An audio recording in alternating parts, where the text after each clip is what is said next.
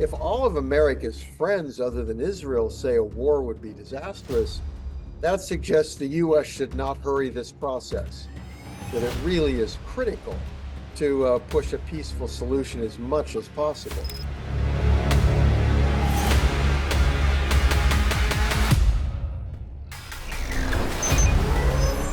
Well, it's certainly hopeful to have them talking in positive terms, because the president, that is President Trump, has pushed a very hardline position so far. He apparently had expected Iran to capitulate and give in. Thankfully, they are still talking, so there are hopes that this will be resolved peacefully. I suspect that Iran is trying to set some red lines. That is what they have seen as this president in negotiating with Ukraine, negotiating with Venezuela, has come up with extraneous demands of wanting access to oil and resources. So Iran is trying to keep this focused on nuclear issues and not allow the president to bring in all these extra questions. I don't know if he's mentioned those, but they clearly are skeptical and they've seen the pattern in the past. I think the strategic risk is if the U.S. believes a diplomatic solution is not possible. The point is, all the evidence seems to be that Iran is prepared for a diplomatic solution.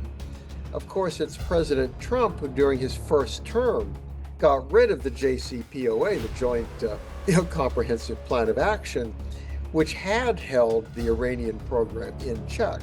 So Iran has demonstrated a willingness to negotiate. It's the question of whether the president is willing to accept the Iran having at least some enrichment activities. That seems to be the main stumbling block at the moment. Yes, in that Iran is a regime that the U.S. has had bad relations with for many years, but nothing's changed there. And Iran does not directly threaten the United States. I think the best explanation here is, frankly, the U.S.-Israeli relationship. Prime Minister Netanyahu has pushed very hard for the U.S. to take a hard line. President Trump has been very willing to work closely with Israel. So it looks to me like the focus of the Trump administration on Iran is more an issue of U.S.-Israeli relations than necessarily U.S.-Iranian. It strikes me the U.S. should work very closely with its friendly countries in the Middle East.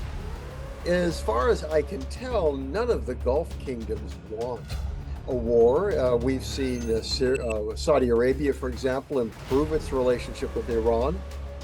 So the U.S. should be looking to them for their judgment in terms of how they believe that a conflict would impact the Middle East.